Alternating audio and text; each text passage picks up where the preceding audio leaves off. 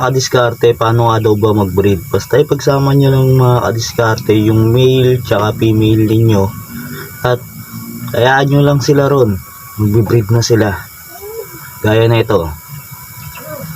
Yan. Kahit marami yung female, kahit isa lang yung male nyo, kayang kaya ng male nyo yan. Dahil sa totoo lang, yung male ng ating crayfish ay malibog. Kahit gaano pa karami yung babaeng ilagay nyo dyan, mabibreed nya ng mabibreed yan. Mangingitlog at mangingitlog yung mga yan. Dahil ganun kalibog ang ating male. Gaya na ito. Yan.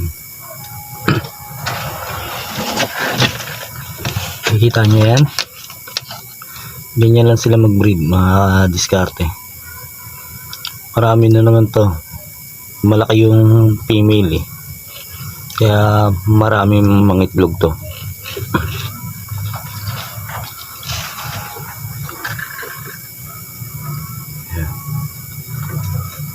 Ganyan lang mga diskarte mag-breed ng ating crayfish. Basta ilagay nyo lang sila sa isang lalagyan para siguro 1 week, 2 weeks magbe-breed na yan mga yan. Depende kasi sa panahon yan eh. Siguro ito napapanahon na para mag-breed sila. Siguro nilamig na yung male. Kaya ayan, kinastaan niya na yung female natin. So mga diskarte, ganyan lang mag-breed. Napaka basic lang mag-breed ng ating mga alagang crayfish.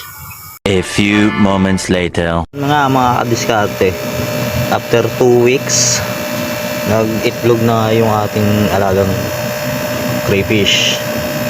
Ganun lang kadali mag-breed. Basta ipagsama mo nyo lang sila sa isang lagayan at dun magbe-breed na sila. At hintay lang tayo ng 2 weeks, mag-e-egg na yan. Ayan yan oh. Mas mainam na ilagay nyo lang sila ng ganito. Huwag nyo sila hawakan kasi sayang yung mga itlog.